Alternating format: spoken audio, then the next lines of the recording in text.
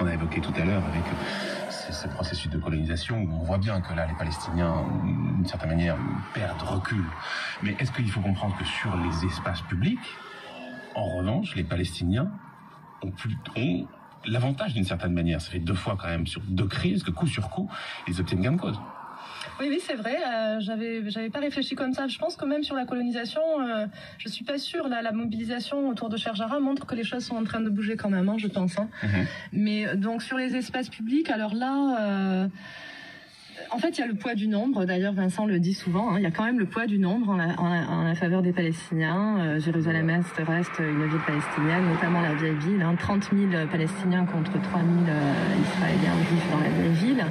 Donc le poids du nombre et de la jeunesse, ça joue évidemment, l'occupation de l'espace par le nombre.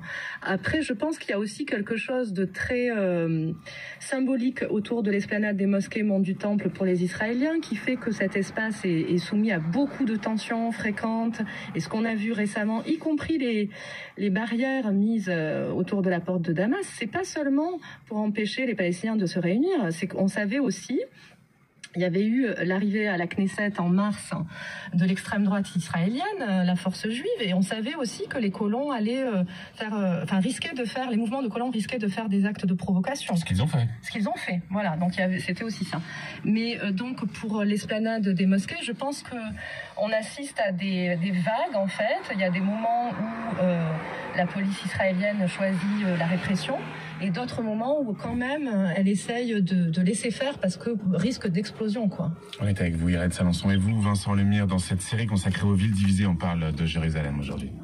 Quoi que nous fassions, vous ne pouvez pas espérer après 10 semaines que soit effacé le traumatisme causé par une retentissante défaite, le traumatisme causé par 20 années de propagande hostile et le traumatisme causé par justement la résurrection de cette ville où nous devons tout raccorder.